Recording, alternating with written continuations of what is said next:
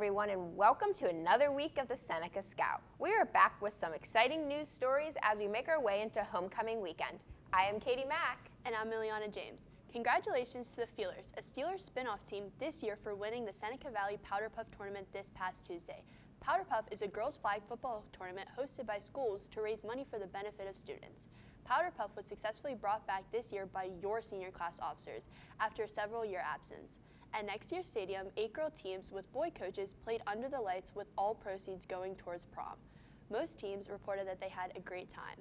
Based on the success of this year, senior class officers hope to see another Powder Puff tournament and more teams next year. The Seneca Valley Raider football team finally broke their 0-5 losing streak last Friday with a big win.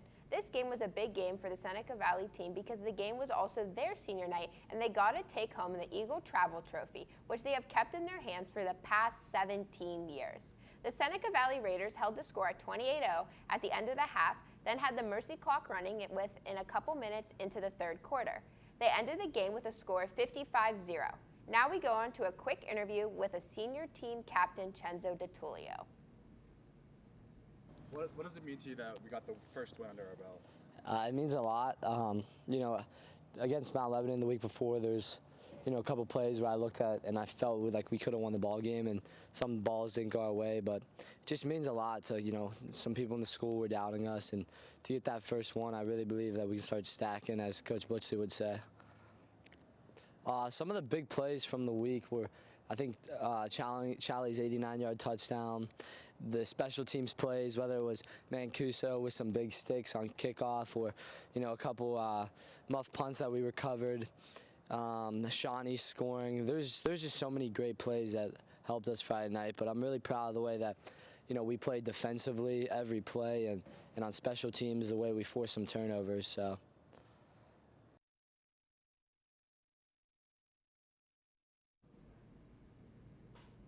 This past week, a collaboration between the Seneca Valley School District and the Steamfitters Local Number 449 took the form of shuttle transportation between the Union and the school for the Friday night Butler game. This transportation was provided free of charge from the Steamfitters Local Union 449 building, located on the other side of the Interstate 79 from the school. The collaboration was done in no small part of criticism received from visiting fans and players of away teams. District communications from the Seneca Valley School District cite weather as another reason for the shuttles being available, fearing limited weather. Many were pleased about this as it provided ease of transportation for many. The 3 shuttles used began trips down at 5:30 and then from halftime continuously until 30 minutes upon the conclusion of the game. The shuttles dropped fans off in front of the gates to next year's stadium. Recapping this week's homecoming spirit, let's check in with Cadence to get a closer look at the Seneca Valley homecoming court. The Seneca Valley Senior High School has been filled with excitement as well as nerves this past week as homecoming night is quickly approaching. One major aspect of the big dance are the 20 senior girls and boys that are nominated for homecoming court each year. My name is Casey Clausen. My name is Addison Barb. My name's Ava Frazier. My name is Matt Del Duca. My name's Kaylee Testa. My name's Sean O'Shea. My name is Jenna Allman. My name is Miles Bowman. My name is Mike Del Duca. And my name is Mia Humphreys. My name is Ayla. My name is Jose. My name is Bryn Alloway. And my name is Lucas Boyle. My name is Quinn Gallagher. And my name is Gracie Rape. My name is Cenzo DeTullio. My name is Cara Pasquale. My name is Lucas Chavilicek. My name is Peyton Armstrong. I wanted to make homecoming court mainly because of my mom. She thinks it's a pretty big deal, so. I wanted to make homecoming court because I feel like it's a super cool experience. It's something that you can tell later in life. I'm most excited to get all dressed up and go out to dinner with all my friends and take pictures with my friends. I wanted to make homecoming court just to be able to be with my friends and do all the different events like the parade and the game. I think it's a good feeling and it's a fun experience. It feels really exciting. I'm really glad I got to be on homecoming court. It's been really fun so far. It's just really fun because you get to hang out with a bunch of fun people and just do some extra things throughout this week. It's really cool. I'm most excited for the dodgeball tournament. I'm super excited for the homecoming parade and just seeing all my friends and people I know there. I'm most excited for our football game against Hempfield. I wanted to be on homecoming court because I think it's just a really cool experience to be in front of the whole school, going to the parade and the football game, and just being at that level is really cool. It seemed like a really cool thing to be a part of and just a fun experience for my senior year. A large factor in putting this whole event together is senior Asha Velodi, who's here to tell us a little bit about the process. So I am the chair of Homecoming Court, so that means I organize all of the events that Homecoming Court does. So I organize the parade and how they go in the order of their cars. I organize the voting of King and Queen and the voting of court, so that is the majority of my job. I'd say my favorite Spirit Week theme would be wearing my uniform to school and representing the school. Mine's probably twin day, since I'm a triplet and I can get to dress up with my brother and sister. I think it's just an amazing experience, and I'm so excited for the parade and walking on the football field. It definitely feels good. I was very surprised to hear my name get called. It's important to make new friends, even though it's senior year, so just having all these new faces is super fun. I've really enjoyed it. It's really fun to get to know everyone and also represent our senior class. So it takes a lot to put this all together, but I majorly spend maybe an hour or 2 hours every week on working on this coming up to homecoming. Mine would probably be the parade, obviously, and then obviously going to the football game and hopefully getting the seniors the win before homecoming. I am most excited just to enjoy my time with my friends and go out to dinner and take pictures. I wanted to do something for my senior year as a member of student council, and the homecoming court was one of the options we could do. Good luck to Homecoming Court, and thanks to Asha. I'm Cadence Kilhuff with the Seneca Scout. Thanks to Cadence, Asha, and the whole court. Make sure to tune into SVTV, either live or rebroadcasted, to see the homecoming king and queen, as well as the outcome of the Raiders versus Hemphill football game, which has not yet taken place at the taping of this episode. The Seneca Valley documentary class went on a field trip last Tuesday, September 26, to practice their filming skills and explore the abandoned glory of the Carey Furnaces historical landmark. With the footage obtained at the site, the 9 students in the documentary class are also editing their own poetic documentaries. Poetic documentaries focus more on mood and artistry than story and have their roots in 1920s experimental film. The Carey Furnaces were built in 1884 and operated until 1982 due to the changing industry along with the dangerous work conditions.